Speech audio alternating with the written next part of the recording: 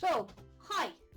This is take 2, ow, my finger, stop doing that, take two of, this unboxing video that I was supposed to do, but Because you recorded the sound and didn't stop the video recording. I don't know if you can hear that. Recorded the sound, didn't start the video, so it's take 2. So, these are Korea Marabou art supplies, or markers, from Lidl's, wasn't it? Yeah, Lidl's John got months ago, which I'm finally doing something with.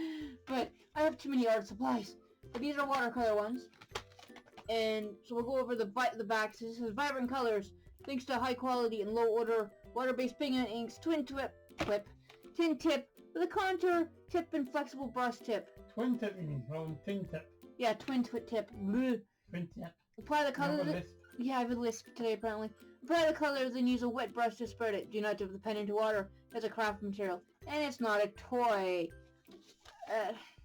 It's a marker. I don't see how anybody could mistake it for a toy, but anyway, so open them up again. Oh, I've seen the weirdest thing on Google Maps. You've seen the weirdest thing on Google Maps. What? The unfortunate placement. In the town of Wainwright, Alberta. Okay, in Alberta, yeah. There is an off-leash dog called Bark Park. Right. And guess what's right next door to it? Meatco sales. Oh god. That's quite, hopefully you heard that, because that was, yeah. You've got a dog park next to a place that sells meat. Meatco sales. Meatco sales. Like what, do you take the dogs that escape and, you know... Yeah, this, you round them up and be like, you know, so... This is the brush... No, that's not brush tip, that's the bullet nib. Nib. You know? Try again. Try again, Jen. This is the brush. This is the brush end! You know? Which you can't quite see because it's quite dark. Maybe I should have picked a different color.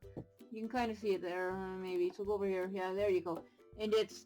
Yeah, it works. It's a knit brush nib. It's a little stiff, but it still kind of bends a little bit.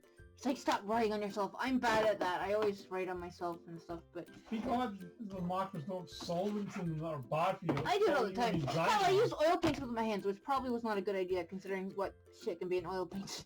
You know? But I was young and stupid and, you know... Now you're old and stupid. Yeah, I'm still kind of... Yeah. Brilliant. Okay, so these are the alcohol markers. I have 2 of them, so I have 8 of them in total, these ones. And once again, not a toy. Free from toluene, which I cannot say. Toluene. How do you say it? Toluene. Toluene. I can't say it. Xylol, I can say. Xylene. It says xylol on it. Maybe xylol. It says xylol. It doesn't say xylene. See, read that one. It says xylol on the back. It doesn't say xylene. You asked me to read that. Jesus. I know, you can't see the text because it's very tiny. But I can read, even with my glasses on. Off. But yeah, so once again, not a toy. So this, you know... I know the hell is xylol. 1, 2, 3, 4th line down next to... Okay, yeah, xylol. I know why you said xylol. You know xylene. See, I told you it said xylol. It didn't say xylene. Oh, really different things. Anyway, so, these are like primary colors. It's another word for xylene. It's another word for xylene. Same stuff. You don't want it in your hands. You don't want it on your hands. Technicians Alright, get well... messed up from it because they have to use it for cell cultures. Okay, well... It's nasty stuff. There's the bullet nib, as we know. And a chisel nib. You can kind of see there, yeah. Don't really stink that too bad for... Okay, I changed my mind for alcohol markers. That was a bit of too much of a sniff. So don't huff the markers. Never do that. But these are square-based. They have a square-based barrel. It's rounded, so they're not gonna, like, you know, escape on you unless you give them a big push off the table. And then these ones are more, I guess, pastel kind of colors. They're lighter than the other ones, which is okay because I gave them extra things to... That was about loud bang. So yeah, I got 8 of these. I have 8 of these, which you can't see because they're not on screen. But I've got 8 of these, 8 of them, 8 of the watercolor markers.